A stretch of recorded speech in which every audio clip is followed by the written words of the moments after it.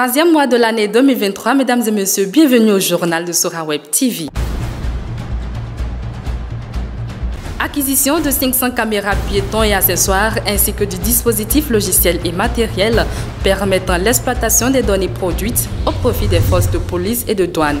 C'est l'une des décisions prises par le gouvernement béninois lors de son conseil des ministres du mercredi 1er mars 2023. Et puis les classes culturelles instituées dans les collèges par le gouvernement ont démarré depuis cette rentrée scolaire. Qu'en est-il dans la commune de Savalou et quelle est son importance pour les inscrits?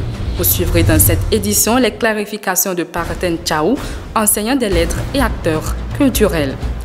Marie Wendo 2023 se rapproche à grands pas. Le comité d'organisation met les bouchées doubles pour faire de cette édition une particularité selon les propos du président Jean Gounoubé au cours de son audience au Palais Royal de Savalou.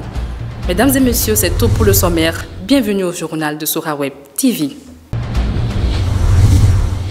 Le président du comité d'organisation du festival Marie Wendo 2023, Jean Gounoubé, était en audience le mardi 2 mars 2023 au Palais Royal de Savalou.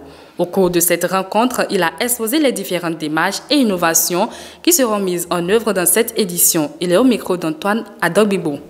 Nous sommes à la veille d'un festival, le festival culturel Marie Wendo de cette année, et qui aura lieu à Pankou du 24 au 26 mars.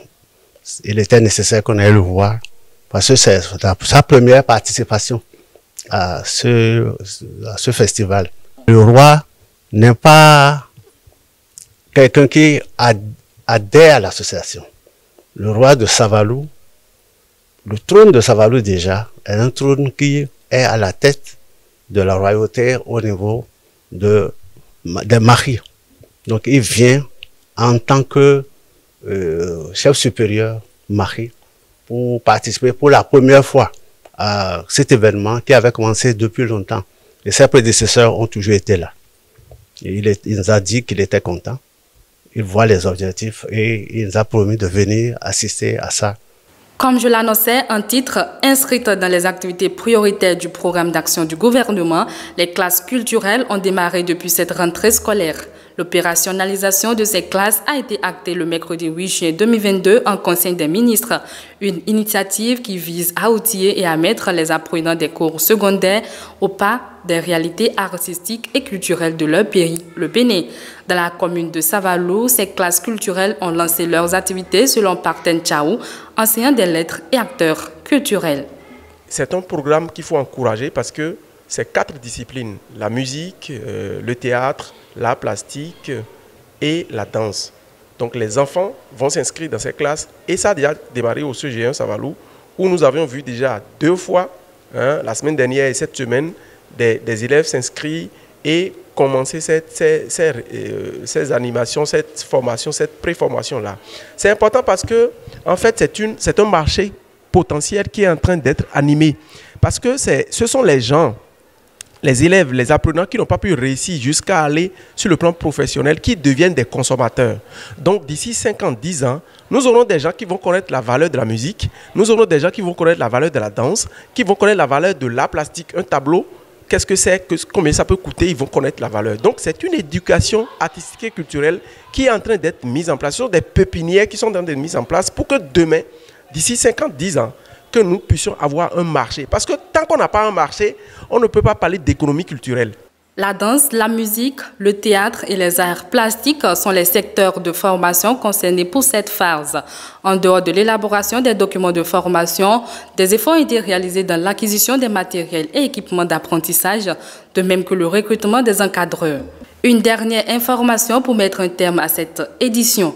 Le Conseil des ministres s'est réuni le mercredi dernier sous la présidence du président de la République, Patrice Talon. Au cours de cette assise, plusieurs décisions ont été prises, dont la dotation de 500 caméras piétons et accessoires, ainsi que du dispositif logiciel et matériel permettant l'exploitation des données produites au profit des forces de police et de la douane. Ces équipements sont destinés au renforcement de la sécurité des personnes et des biens, ainsi qu'à la prévention des incidents au cours des interventions des agents de police ou de douane.